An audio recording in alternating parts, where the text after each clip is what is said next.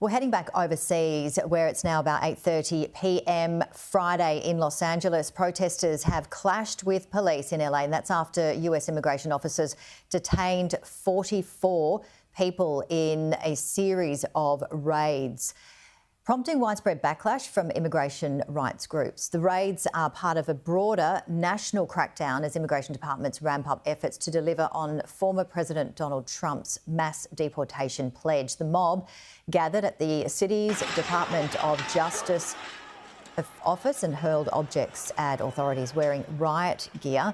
And police formed a barricade outside the entrance to the office before firing smoke bombs into the crowd. Here are some live pictures for you now. Again, it's about 8:30 at night on Friday.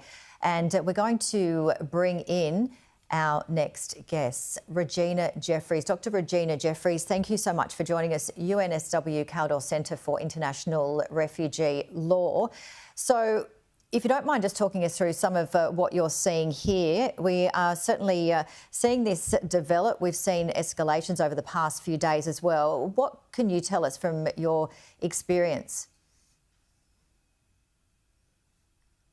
This most recent sort of event is sort of a continuation of things that have been happening in the U.S. actually since President Trump's reelection.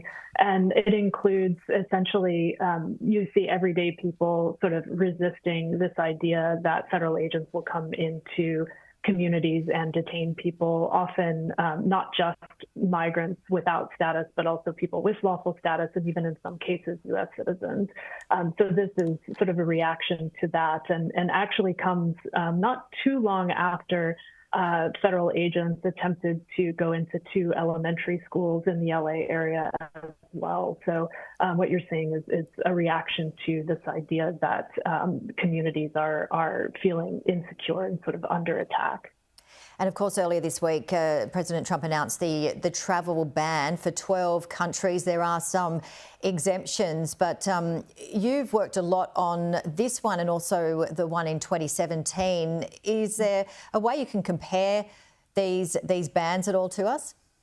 Yeah, sure. There's been quite a lot of commentary about how the lessons that the Trump administration has learned in terms of that initial ban that was done in 2017, which was actually quite chaotic by sort of any measure, and was very, very sweeping. So there were questions around whether it applied to dual nationals. It initially applied to permanent residents and other people.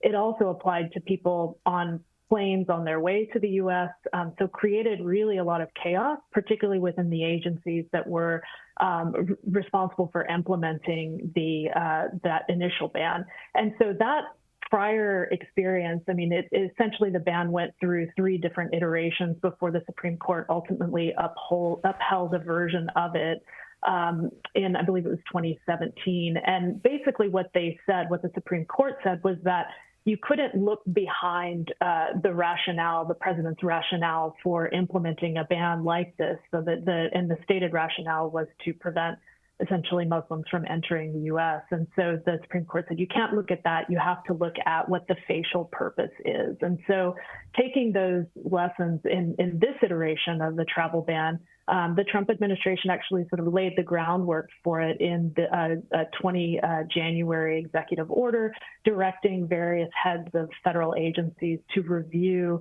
the security and vetting practices, as well as visa overstays, et cetera, of different countries to figure out what countries should be subject to a ban in this situation. And so that's sort of how procedurally they got to the point where they've gotten with this latest ban. And can we draw any parallels at all on this situation and the tariffs?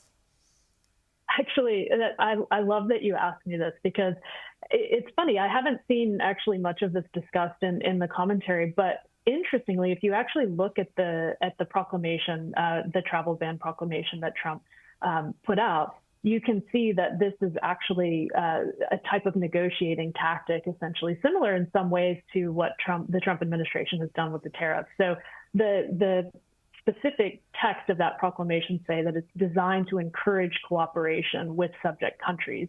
And so that is in terms of encouraging cooperation in regards to information sharing, in regards to accepting people who have been deported from the U.S., so their nationals that have been deported, et cetera. So it is sort of part of this broader sort of transactional style, it seems to be, of the president.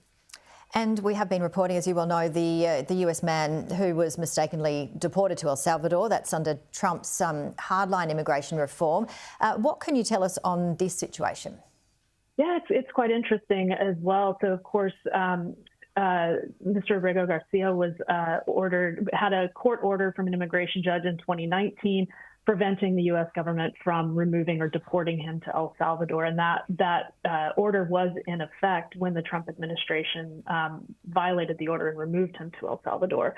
And so what's happened, there have been a lot of legal challenges about whether the Trump administration had the authority to effectuate that removal to El Salvador. The Supreme Court essentially said, no, you have to facilitate his return to the U.S. And there was a lot of sort of argumentation by the Trump administration about whether they had the capacity to do that, even though El Salvador said they were actually holding the person in question as well as several other detainees at the behest of the United States.